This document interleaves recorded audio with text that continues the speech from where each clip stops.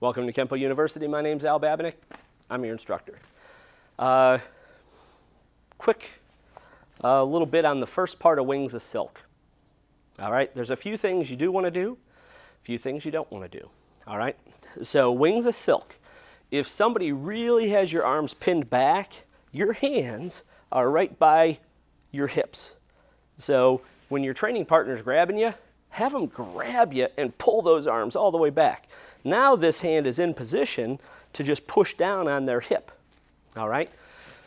You cannot telegraph. So make sure they're doing this. That's a do. Okay? Make sure you keep your hands up pretty high above your hips so that you could just push straight down. You don't have to try to go up and down. Then you don't want to telegraph your motion.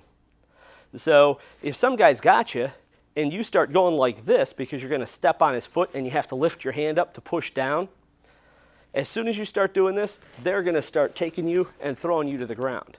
We don't want that to happen. So you cannot telegraph that stomp. So if your training partner's got you up here, this hand is chambered. It's all good. All you have to do, don't move your head. Practice in front of a mirror. You just do the stomp and the palm. So it's like that. Don't start moving around, all right? So don't telegraph that kick. If you think about it, when you stomp his foot, he's going to try to hold where it hurts. His hands are up here. He is going to start to lean forward to grab his foot. He actually wants to bring his foot up and try to grab his foot because I'm hoping you broke it with that much of a stomp, right? So he wants to bring his foot up to his hands. But because you're pushing down on his hip, he can't. So if he can't bring his foot up to his hands, he's going to take his hands down to his feet. And if he was holding on to you like this and you couldn't get your hand out, when you stomp on his foot and push him down, he wants to grab his foot, he'll start coming down like this. There is the opening that you're going to slip through for your Wings of Silk. And really it's just Wing of Silk because you're only doing one. All right? So make sure your training partner grabs you high. Make sure you don't telegraph that kick. Don't go like that. It's just when you're here, it just comes up and down as fast as you can without moving your head. Practice in front of a mirror. The other thing, unless you waste a beat of time, you're not going to get that right kick in there. All right? Because if you think about it, if I'm here and I start moving off to the side, so I'm doing my technique, I do my stomp, I move off to the side a little bit. If I start turning at all, this is not going to go to their groin. This is probably going to go to the inside of their leg or something like that, or totally miss them as I start my spin. So in order for me to actually hit them in the groin, I have to waste a beat of time. I would have to stomp here, kick up, and then move, or kick up and then try to start my spin in midair, which that's not going to work very well. All right?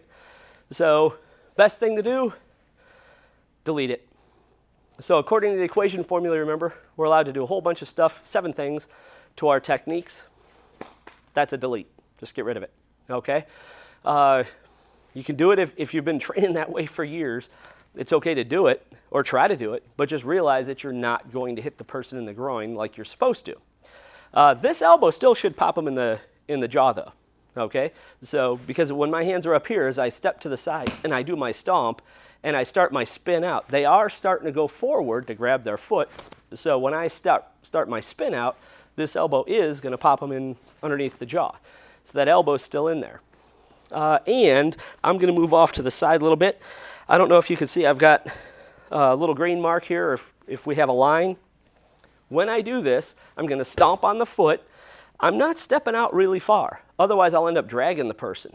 So as I spin out, I'm spinning very close to where I was because I want to be able to pull their arm and get my break in there. If I did, I'm going to do it again. If I spun out over here, well, their arm's not that long. I'd either be dragging them or because I'm the one spinning, they're not going to let me do it.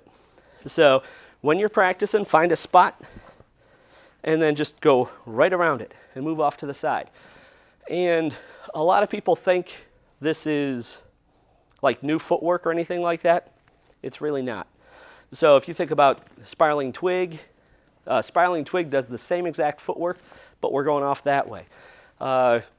Some of the green techniques do the same type of footwork. We're actually going to do this footwork, the little spin out, quite a lot if you look through the system for it. So people seem to think that Wings of Silk is like a special technique or something. Not really. We do that spin out all over the place. But you should, if you're doing Wings of Silk in blue, you should have already done spiraling twig. So you already know this footwork. You're just going a different direction, okay? So, but that's just a little bit on that first move and how it works and what's supposed to be happening there for Wings of Silk. Thank you for watching this video production from Kenpo University.